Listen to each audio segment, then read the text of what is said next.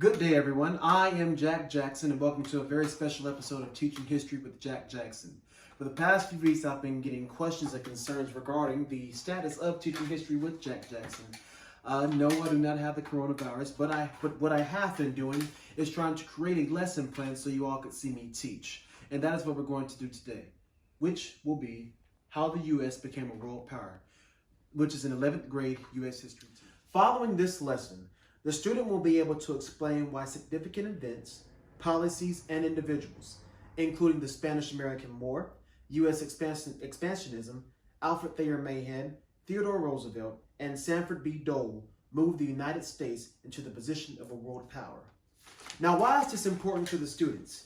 Students born in this generation have never had to experience an America that wasn't seen as a power. This lesson shows students what important people and events took place to move America into the powerhouse it is today. Now we're going to get into what the students and what the teachers will need, which is our materials needed. The teacher will need a projector and a computer to display notes for the teacher-led discussion and modeling for the guided and independent practices. The students will need a pencil and a notebook to take notes during the teacher-led discussion and to complete the guided practice, an electronic device, a laptop to complete the independent practice, and students will also be allowed to take notes on their electronic device during the teacher-led discussion if they want. Now, where have the students seen this information before? The only topic that the students have ever been educated on is the Spanish-American War. The only topic that these students have ever been educated on was the Spanish-American War, which took place in 1898. This was discussed with the students earlier in their junior year, so it is relatively new to them. But all the other information that we're going to cover today will be brand new. Now, to get the students ready for the lesson, we call it the anticipatory set. To begin this lesson, I will ask the students to write down what they think about other countries and how other countries view America. This should take 5 minutes for the students to complete. After the 5 minutes is over, I will ask the students to share their answers. After hearing the answers, I will ask the students, what do you think it took to make America the powerhouse it is today? After hearing some answers, I will tell the students that today we're going to look at and discuss what events helped America become the war-fighting, foreign affairs solving country it is today. Now we're up to how I will actually teach the lesson. This is called the direct teach. Our first topic is Alfred Thayer Mahan. He was an American naval officer and historian who was a highly influential exponent of sea power in the late 19th and early 20th centuries. By arguing that sea power, the strength of the nation's navy, was the key to strong foreign policy, Alfred Thayer Mahan shaped American military planning and helped prompt a worldwide naval race in the late 19th and early 20th centuries. The Spanish-American War, Topic 2. The Spanish-American War was a conflict between the United States and Spain that effectively ended Spain's role as a colonial power in the New World. The United States emerged from the war as a world power with significant territorial claims stretching from the Caribbean to Southeast Asia. Theodore Roosevelt. He was one of the most beloved presidents in U.S. history, and he also fought in the Spanish-American War. Under his term, the Panama Canal was constructed to help shorten the travel distance between the Atlantic and Pacific Oceans. It enabled shippers to cheaply transport different types of goods within a short period of time. Now, one of our main key terms for today is expansionism.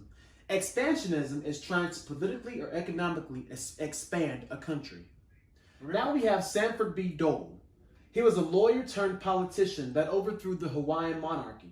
He then served as president of the Republic of Hawaii until the U.S. annexed it as its own territory. Now, during this lesson, we'll also have turn and talk. This gives the students a break in the lesson from writing notes and allows them to communicate with their classmates about what we've been discussing. Today's turn and talk question is, how did the Panama Canal come to be, and why was it important to the U.S.? The Panama Canal came to be through Theodore Roosevelt's tenure as president. And why is it important to the U.S.? Shipping is a big thing in America.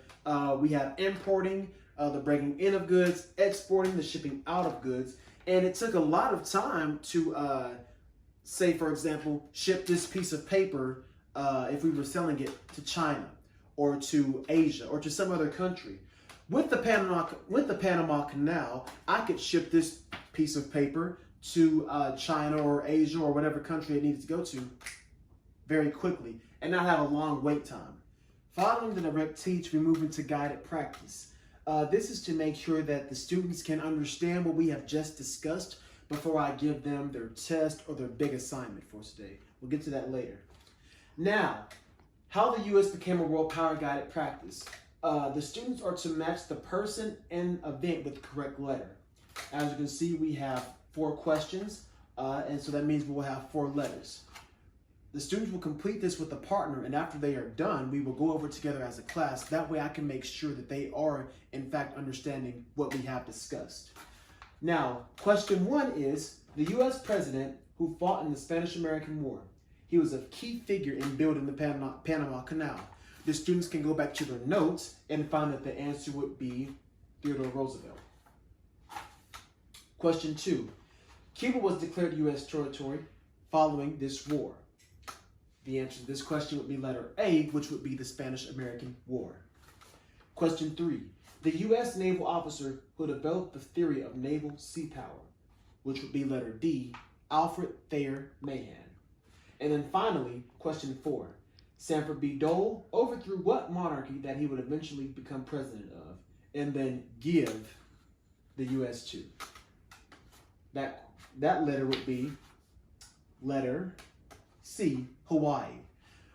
The point of this is to have students be able to go back to their notes to find out the information that they need, because everything that they are going to need, I'm going to give them. Now, we will also have an important question that the students will need to solve, which is, what is the difference between imperialism and expansionism? Imperialism is the expansion of territory through military force. They'll answer that question and what expansionism is, and then explain the differences, and then which the U.S. most exemplify. They'll answer that. And so we'll go over that sheet together, and then we'll move into the independent practice, which will be their major assignment. Now we're up to their big assignment, which is a group project. In a group of 5, so we're going to have probably about 20 students, so there'll be 4 groups of 5. They will create a project over one of the following topics that we discussed today: Theodore Roosevelt, Sanford Dole, Alfred Mahan, and the Spanish-American War. Their group will discuss the topic and then relate the event or the person to how the U.S. became a powerhouse country. I'll tell them, feel free to get as creative as they want. Once the group has completed their projects, they will email them to me and their classmates so that they can have the information as well. We hope you have enjoyed today's episode of Teaching History with Jack Jackson and seeing me teach. Hopefully in the future, you all will have videos of me teaching, and you all can just assess what I do and be able to show your children, your nephews, your nieces more about history from my lessons. Please continue to like, comment, and subscribe, and tell others about what I'm doing.